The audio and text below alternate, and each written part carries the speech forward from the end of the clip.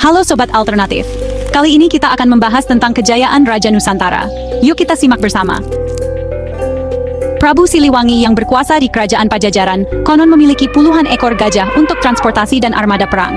Gajah-gajah ini juga menjadi bagian dari kekuatan armada militer Sri Baduga Maharaja, atau nama asli dari Prabu Siliwangi yang membawa Kerajaan Pajajaran ke masa kejayaan.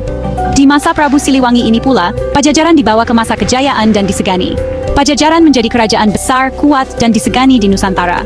Armada peperangan itu bahkan sampai dicatat Portugis jadi armada peperangan terkuat saat itu, sehingga ditakuti di Nusantara.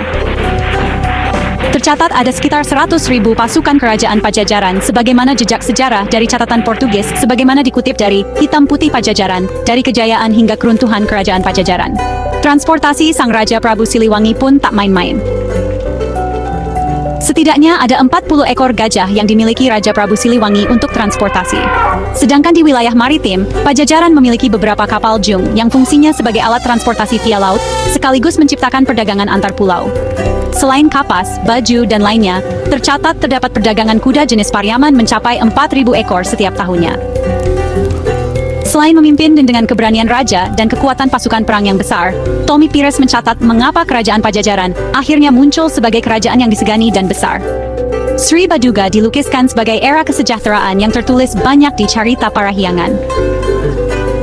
Tommy Pires juga ikut mencatat kemajuan kerajaan Pajajaran di bawah kepemimpinan Sri Baduga dengan komentar, "The kingdom of Sunda is justly governed. They are honest men." Kerajaan Sunda diperintah dengan adil. Mereka adalah orang-orang jujur. Naskah yang ditemukan bernama Kitab Waruga Jagat dari Sumedang dan Pancakaki, Masalah Karuhun Kabeh dari Ciamis, yang ditulis pada abad ke-18 M menggunakan bahasa Jawa dan huruf Arab. Pegon mengungkapkan masa pemerintahan Sri Baduga dengan masa Gamuh Pakuan saat kemakmuran daerah Pakuan.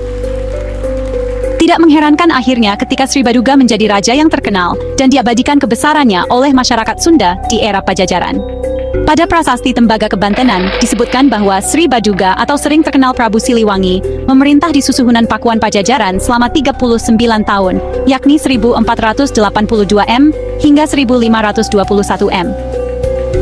Tokoh Sri Baduga atau Prabu Siliwangi juga dihormati sebagai sosok pemimpin ideal dan memiliki pengaruh besar di masyarakat Sunda.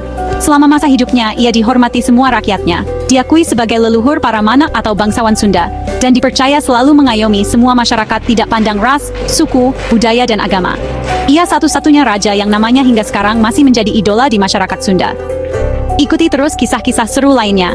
Jangan lupa subscribe, like, comment, dan share video ini. Semoga bermanfaat.